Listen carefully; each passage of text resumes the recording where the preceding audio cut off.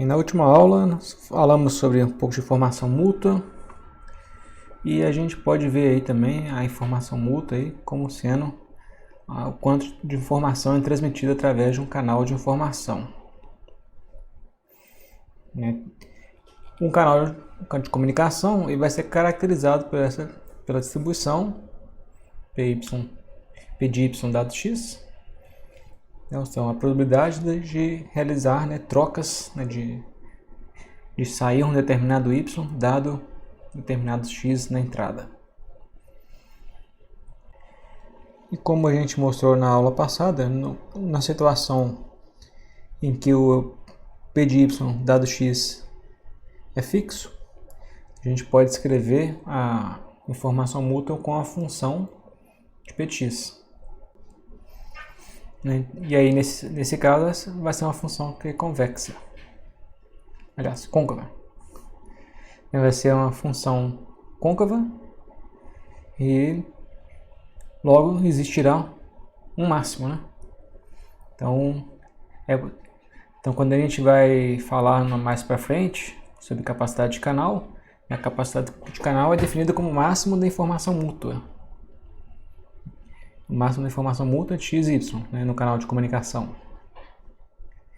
E esse máximo ele é único. A gente sabe que uma função côncava garantidamente vai ter apenas um ponto de máximo.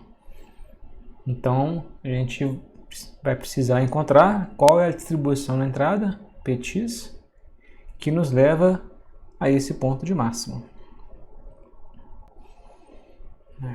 Agora vamos falar da desigualdade de processamento de dados. Então esse aqui é um esquemazinho, ilustrando uma comunicação, e em todo o processo de comunicação a mensagem recebida y ela é uma observação imperfeita, uma vez que o canal de comunicação está sujeito a ruídos. Então a gente quer saber, será que existe alguma forma, algum processamento que pode ser feito sobre o y, de forma que a gente obtenha um z, onde esse z ele nos diga mais sobre a mensagem x do que o próprio y. Então esse esquemático aqui ilustra esse exemplo, que a gente tem x, a mensagem produzida pela fonte, que vai ser transmitida através de um canal de informação e vai gerar uma observação imperfeita y. E a gente quer saber se existe algum processamento que a gente possa realizar sobre o y de forma a obter z, onde o z ele nos diga mais sobre o x do que o próprio y. Então aqui nesse exemplo a gente está supondo que a gente tem uma imagem, vamos supor que foi tirada em baixa, uma foto foi tirada em baixa luminosidade, então utilizamos um ISO elevado na câmera e consequentemente a gente acaba obtendo uma imagem ruidosa. Então a gente supõe que o nosso objeto, a nossa cena estaria gerando essa imagem, mas como a gente está em condições de luminosidade baixas, a gente aplica então além de outros ruídos possíveis, a gente aplica também utiliza um ISO elevado na câmera para dar o ganho na imagem e também acaba dando um ganho no ruído. Então aparece, a gente captura no final essa mensagem, essa foto y, que é uma imagem ruidosa. Então será que a gente pode obter uma imagem que nos diga mais sobre o x do que o próprio y? E a resposta é não, mas aí o pessoal às vezes pode achar estranho, porque como não? Se a gente sabe que existem softwares que a gente pode usar para melhorar a qualidade de uma imagem, de uma foto desse tipo, Então o que pode ser feito, quando a gente utiliza outras fotos, não é que a gente vai estar obtendo mais informação sobre o x quando a gente faz alguma manipulação, algum processamento a partir do y. O que a gente está fazendo é usando algumas outras informações, alguns outros modelos, coisas além do que está no próprio y. além da informação própria do y. Então, se a gente considerar que a gente tem apenas a informação do y, a gente não consegue realizar nenhum tipo de processamento que vai nos gerar uma outra mensagem z que tenha mais informação sobre x do que a informação que já está no y. Não tem como criar uma informação, né, que não exista, né? Então, para falar sobre isso, nós vamos ver um pouco da cadeia de Markov, né, que esse processo que está aqui a gente pode ver como sendo uma cadeia de Markov. A gente tem um x que gera um y, que por sua vez gera um z. Então, uma revisão, né, do que é a cadeia de Markov. Então, a definição: as variáveis aleatórias x, y, z formam uma cadeia de Markov nessa ordem, denotando, né, por x, y, z, colocando as setinhas. Se a distribuição condicional de z depende apenas de y e é condicionalmente independente de x. Especificamente, x, y, z formam uma cadeia de Markov nessa ordem se a função massa de probabilidade conjunta pode ser escrita como, então a função massa de probabilidade conjunta pode ser escrita como esse produto, né, px vezes p de y dado x vezes p de z dado y. Então a gente tem a distribuição condicional, né? A distribuição de z condicional depende apenas do y, que é condicionalmente independente de x. Então por isso que aqui aparece, né, o p de z dado y, né? Não aparece p de z dado y e x. Então a gente tem x, y, z, né, cadeia de Markov, nessa ordem, se somente se x e z são condicionalmente independentes dado y. Então a gente pode escrever isso dessa forma. Então x e z são independentes, mas apenas dado y. Então condicionalmente independentes dado y. Bem, então o que a gente espera quando a gente falou que, né, x e z são independentes dado y, né? A gente quer que a probabilidade de x e z dado y comporte-se como independente. Então, a probabilidade de x dado y e probabilidade de z dado y.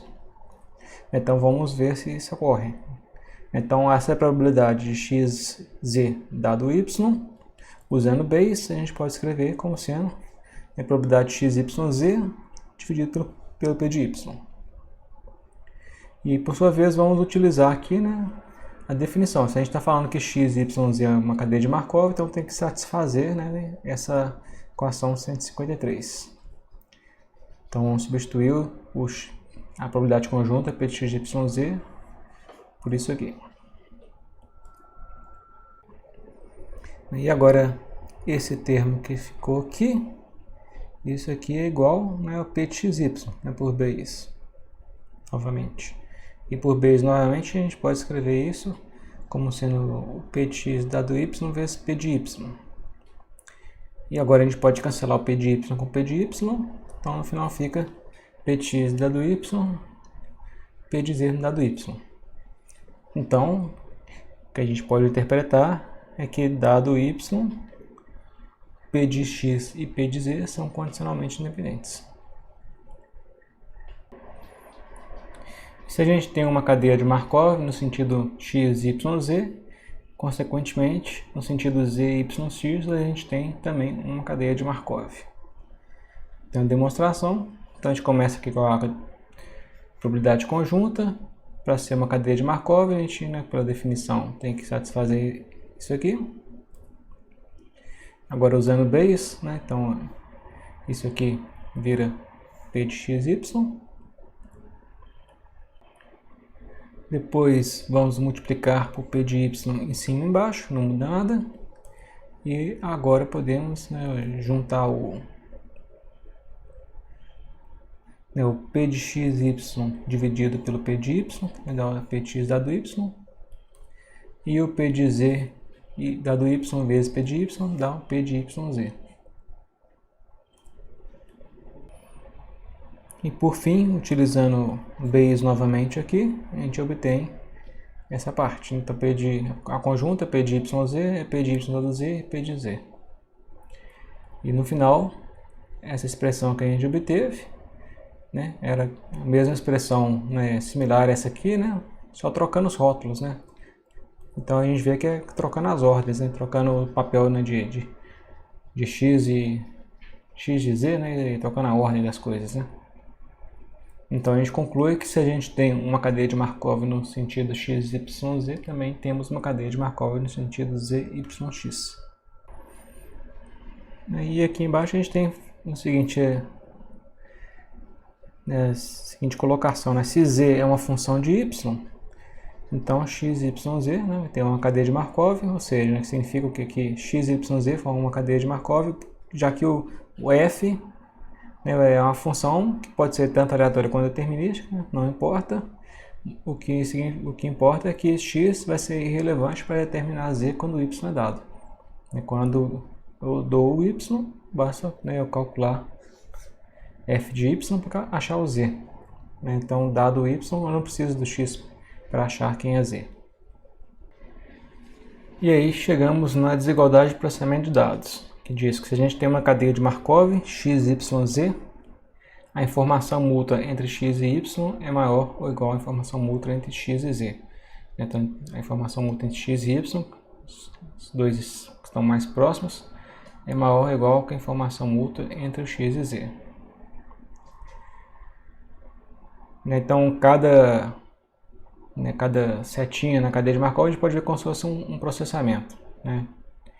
E isso então implica que qualquer processamento a mais que a gente aplicar sobre alguma variável, né, sobre as variáveis são os nossos dados, né, a gente pode manter ou perder informação em relação ao à nossa mensagem inicial. Então, demonstração pela regra da cadeia de informação mútua, né, podemos escrever essa equação. Agora o y e o z, a gente pode trocar eles também, tanto faz, né? Pode ser informação mútua de y, z ou z e y, dá na mesma. Então se a gente trocar o z e o y, a gente pode agora escrever essa equação. Então a gente pode escrever, né, que esse termo é igual ao de baixo. Os dois são iguais. E agora a gente pode usar que o fato, né, de que a gente tem uma cadeia de Markov. Então x é independente de z, dado y, são condicionalmente independentes. Isso implica que a informação mútua entre x e y dados y é zero. Então esse termo vai para zero. Então, escrevendo aquela igualdade em cima aqui, essa igualdade aqui, reescrevendo ela embaixo, a gente acabou de concluir que esse termo vai para zero, por termos uma cadeia de Markov. E como a informação mútua é sempre maior ou igual que zero, né, já que é uma divergência, então qualquer um desses termos, por exemplo esse, são todos termos que são maiores ou iguais a zero. Então, vamos considerar esse termo maior ou igual que zero. Então, se eu desprezar nessa equação, se eu sumir com um termo que é maior ou igual que zero, ao invés de ter uma igualdade, eu passo a ter essa desigualdade. Então, a informação mútua entre x e z é menor ou igual que a informação mútua entre x e y. E a gente nota, né, que a gente vai ter uma igualdade apenas no caso em que esse termo for igual a zero. Se isso aqui for zero, ou seja, se a gente tiver uma cadeia de Markov, x, z e y, então a gente vai ter o caso em que a gente vai ter uma igualdade aqui, né? Então apenas no caso x, z e y ser uma cadeia de Markov, né, também nessa ordem. E se temos o z como uma função de y, então a gente tem uma cadeia de Markov. Então, consequentemente, a desigualdade de processamento de dados é válida. E também, reescrevendo aquela equação, né, então esse termo a gente mostrou que esse termo era zero. E aqui em cima a gente considerou, né, esse termo maior do que zero, que a gente sumiu com ele para dar a desigualdade embaixo. Se a gente também considerar agora essa mesma equação então esse termo também, informação mútua, também é maior ou igual que zero, então se a gente sumir com ele, a gente passa a ter essa desigualdade aqui. Então a informação mútua entre x e y dado z também é menor ou igual a informação mútua de x e y. Então o processamento pode apenas perder informação sobre x. Então se a gente considera o x como a fonte, né, produzindo informação, e y receptor, nenhum processamento irá aumentar a informação sobre o x.